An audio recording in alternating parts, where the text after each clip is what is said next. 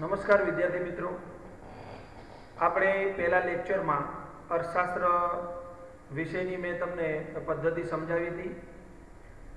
અર્થશાસ્ત્રમાં કુલ 11 chapter છે, એના વિશે આપણે વાત કરી હતી. એમાંથી આજે આપણે પહેલું ચેપ્ટર અર્થશાસ્ત્ર વિશે પ્રવેશ વિશે આપણે આજે ભણવાનું છે. તો ઇંગ્લિશમાં એને કહેવાય છે કે ઇકોનોમિક્સ એન્ડ ઇન્ટ્રોડક્શન, કે સામાન્ય રીતે આપણે સમજતા હોઈએ કે અર્થશાસ્ત્ર એટલે શું. તો વિદ્યાર્થી મિત્રો, આપ જાણો છો કે માણસ જન્મે ત્યારથી માંડીને માણસ મૃત્યુ પામે ત્યાં સુધી અર્થશાસ્ત્ર એમનો પીછો છોડવાનો નથી. આ સીધી વાત. તો શા માટે વિદ્યાર્થી મિત્રો આપણે અર્થશાસ્ત્ર સારી રીતે ના ભણીએ?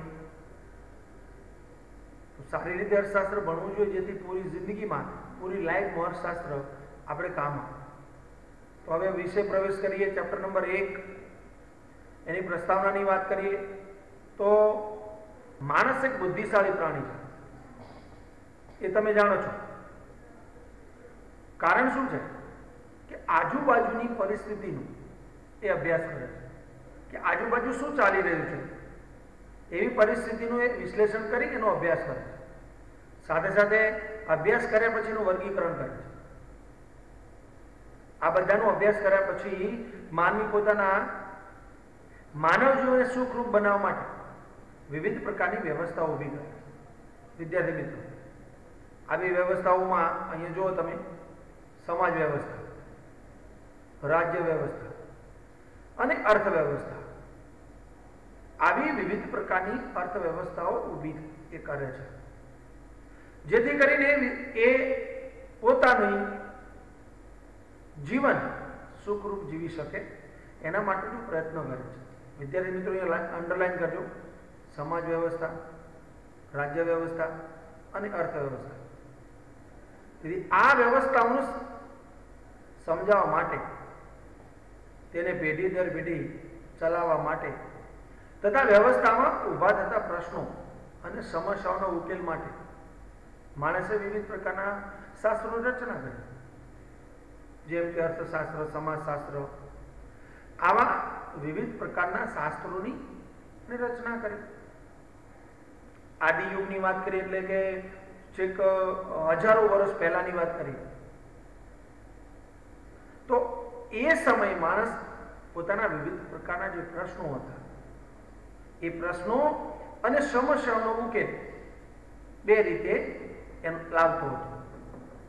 લડાઈ કરે કે પછી યુદ્ધ કરે કે પછી કોઈ જોડેથી પચાઈ પાડે. અને આ સમય પૂર્ણ થયા પછી માણસમાં વિવિધ પ્રકારની સમજણ વધવા લાગી, અને જેમ જેમ એની સમજણ વધવા લાગી તેમ તેમ તેનો વિકાસ થવા લાગ્યો. અને વિકાસની સાથે આવી જે સમસ્યા ઉપરની હતી, સમસ્યાનો ઉકેલ એ શેમાં શોધવા લાગ્યો? શાસ્ત્રો, બુદ્ધિપૂર્વકની ગણતરીઓ વગેરે દ્વારા લાવતો થયો.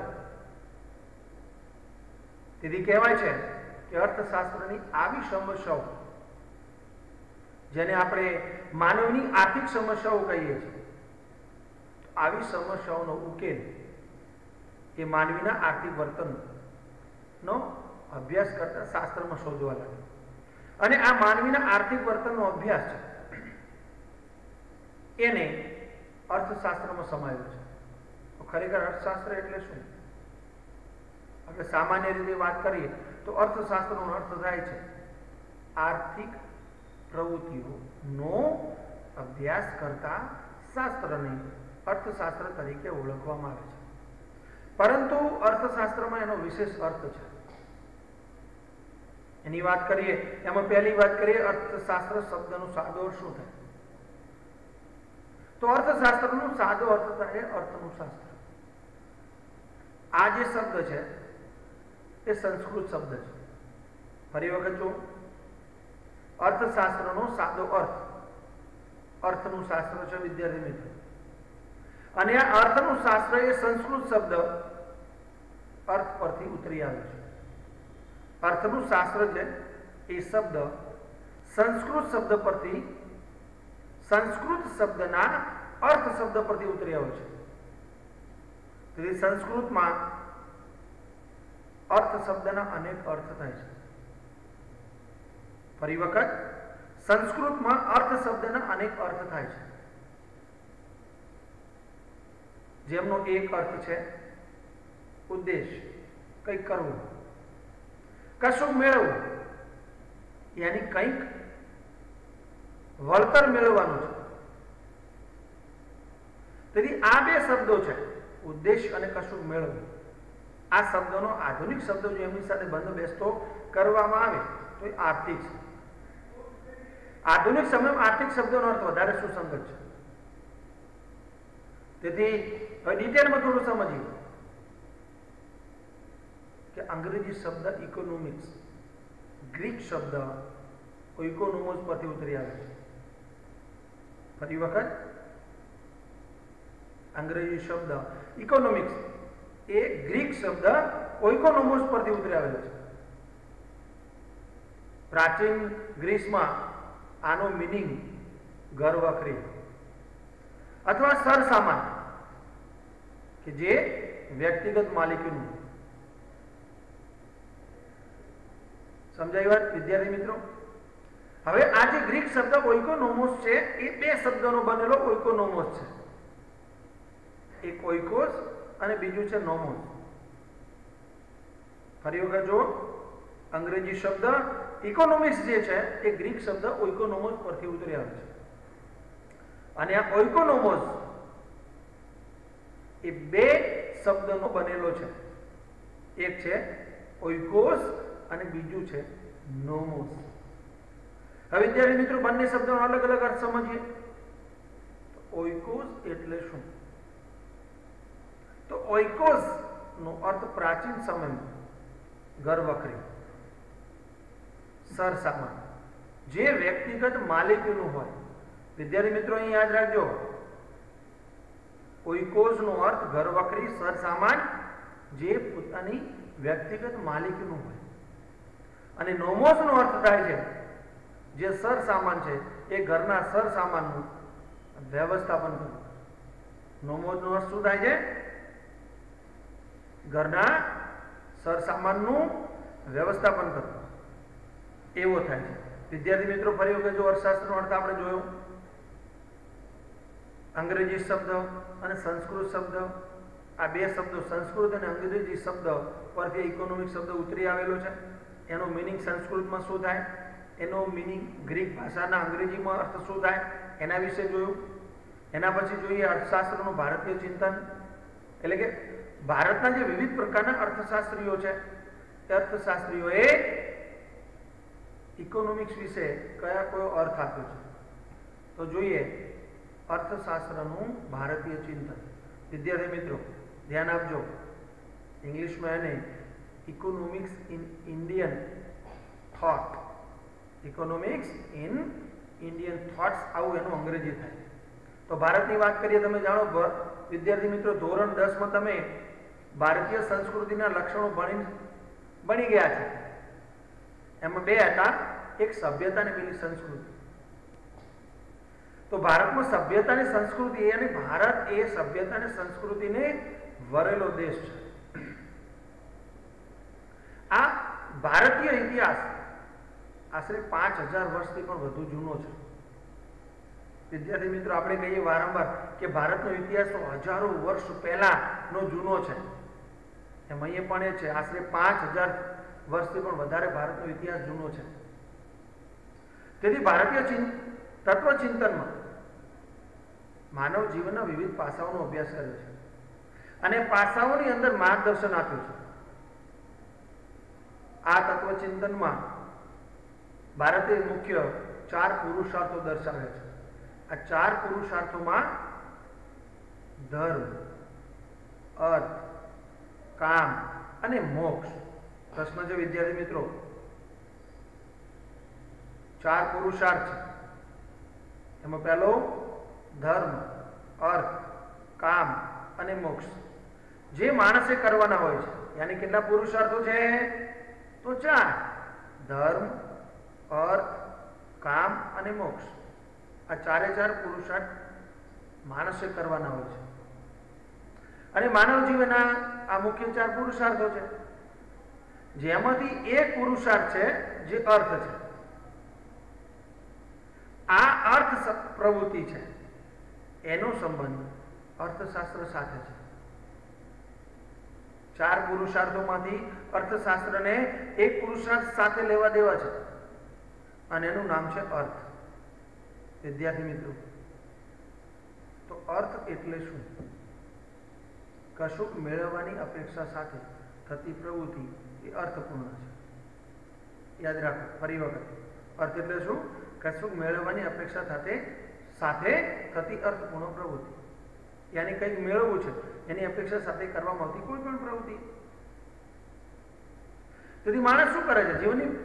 જીવન નિર્વાહ અને ભૌતિક સુખની પ્રાપ્તિ માટે અર્થ ઉપાર્જન કરે છે, એટલે કે આવક મેળવે છે. અને આ આવક મેળવી તે માણસનું કર્તવ્ય છે. કશુંક મેળવવાની અપેક્ષા સાથે થતી પ્રવૃત્તિ એ અર્થપૂર્ણ પ્રવૃત્તિ છે. જીવન નિર્વાહ અને ભૌતિક સુખની પ્રાપ્તિ માટે અર્થ ઉપાર્જન કરવું, અને આ માણસને અર્થ ઉપાર્જન કરવું એ માણસનું કર્તવ્ય છે. આશરે લગભગ 2500 વર્ષ પહેલા અર્થશાસ્ત્ર નામના પોતાના પુસ્તકમાં કૌટિલ્યે લગભગ 2500 વર્ષ પહેલા અર્થશાસ્ત્ર નામનું પુસ્તક લખ્યું. આ લખનાર કૌટિલ્ય છે, જેનું બીજું નામ છે ચાણક્ય. અને એમણે એટલે કે કૌટિલ્યએ માનવીની આર્થિક પ્રવૃત્તિનું ચિંતન રજૂ કર્યું. યાની ચાણક્યએ માનવીની આર્થિક પ્રવૃત્તિ વિશે રજૂઆત કરી. તો આ સંદર્ભમાં કૌટિલ્યએ રજૂઆત કર્યા પછી એણે અર્થશાસ્ત્રની વ્યાખ્યા, મોસ્ટ ટાઈમની વ્યાખ્યા વિદ્યાર્થી મિત્રો, કૌટિલ્યએ અર્થશાસ્ત્રની વ્યાખ્યા આપી. હવે અર્થશાસ્ત્રની વ્યાખ્યા આપતા કૌટિલ્ય કહે છે, અંડરલાઈન કરજો, વ્યાખ્યા પણ લખવાની છે, માનવીની વૃત્તિ અર્થ છે, યાની ઈચ્છા. વૃત્તિ એટલે ઈચ્છા.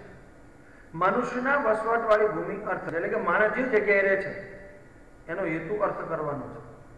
તેથી પૃથ્વીના લાભ પાલનના ઉપાયો દર્શાવતું શાસ્ત્ર એટલે અર્થશાસ્ત્ર. યાની આમાંથી અર્થ મેળવીને, એટલે કે કંઈક મેળવીને આ આવકના માધ્યમથી પૃથ્વીનો લાભ પાલનનો ઉપાયો દર્શાવતું શાસ્ત્ર એટલે અર્થશાસ્ત્ર.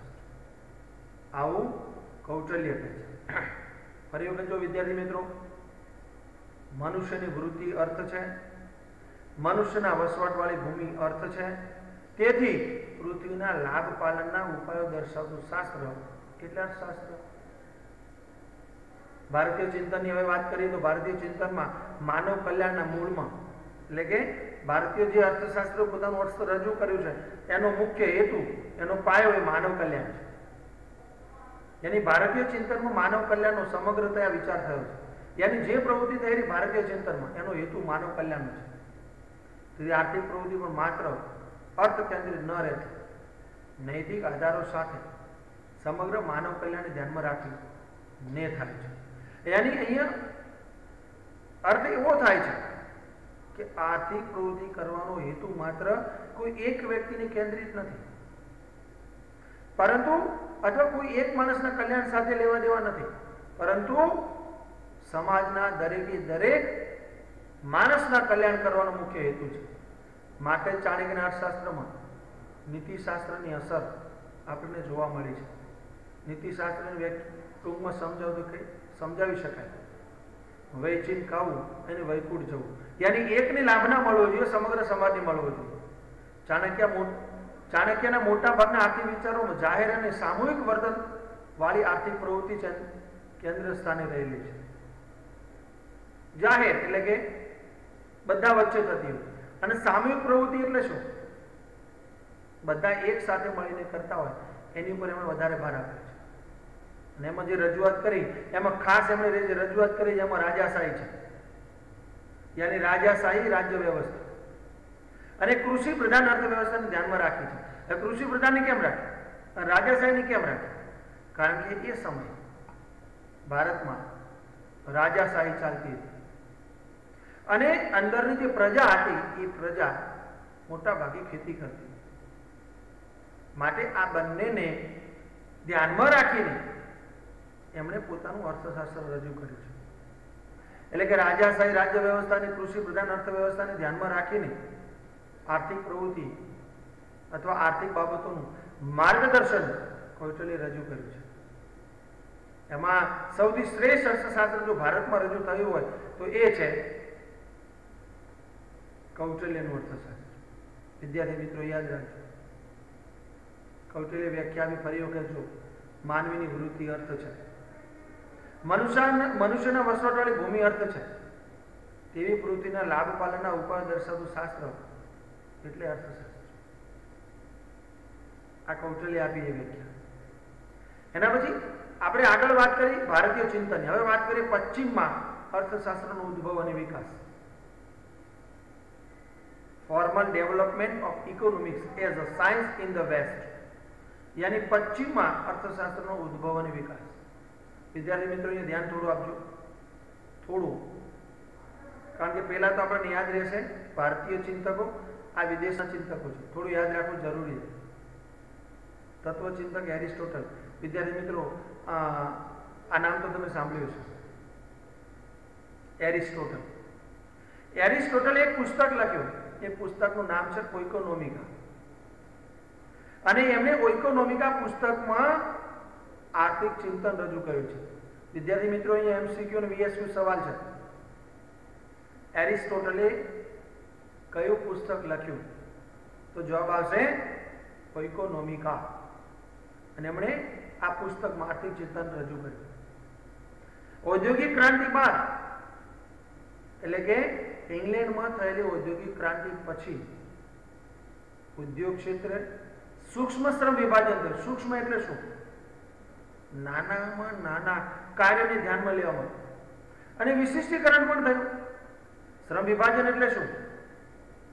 કામની વહેંચણી કરવી. અને વિશિષ્ટીકરણ એટલે શું? એની વ્યાખ્યા વિદ્યાર્થી મિત્રો અંડરલાઈન કરજો કે વિશિષ્ટીકરણ એટલે શું. તો વ્યાખ્યા આપું છું. કોઈ એક કામ એક જ વ્યક્તિ દ્વારા થાય અને તેમાં જ તે કુશળતા મેળવે.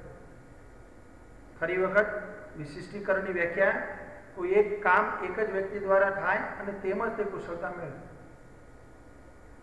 તેમ જ્ઞાનના ક્ષેત્રોમાં અભ્યાસ અને સંશોધનમાં પણ વિશિષ્ટીકરણ થયું.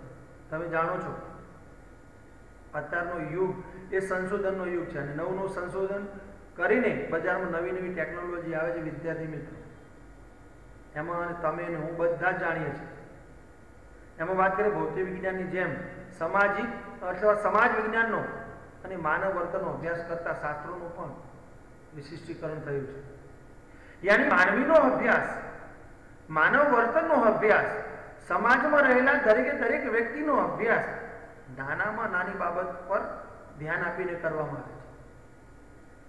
અભ્યાસની પદ્ધતિ માત્ર તર્ક કે કલ્પના આધારિત ન રહેતા, યાની આવું હોય તો આવું એવું નહીં, પ્રયોગો સાથે અને ચકાસણી આધારિત વૈજ્ઞાનિક પદ્ધતિનો અભ્યાસ શરૂ કર્યો. એટલે અત્યાર સુધી માનવીના આર્થિક વર્તનનું રાજ્યશાસ્ત્ર અને નીતિશાસ્ત્ર કે પછી તત્વચિંતનના ભાગરૂપે અભ્યાસ થયો હતો, તેનો સ્વતંત્ર તરીકે અભ્યાસ શરૂ થયો. અને ઔદ્યોગિક ક્રાંતિને કારણે મોટા યંત્રો, મોટા પાયે ઉત્પાદન, આર્થિક સત્તાનું કેન્દ્રીકરણ અને જંગી મૂડીરોકાણને પરિણામે એક નવી જ આર્થિક અને સામાજિક વ્યવસ્થા ઊભી થઈ. આ સંદર્ભમાં સમજાઈએ તો એડમ સ્મિથે આ બાબત ઉપર ભાર મૂકતા કહ્યું છે કે કોઈ પણ દેશની આર્થિક સંપત્તિમાં વધારો થવાના કારણો શું હોઈ શકે, એવો એમને સવાલ કર્યો. અને આ સવાલ ઉપર જ એડમ સ્મિથે ઊંડો અભ્યાસ કર્યો, યાની ઊંડું ચિંતન કર્યા બાદ એમણે એક પુસ્તક લખ્યું.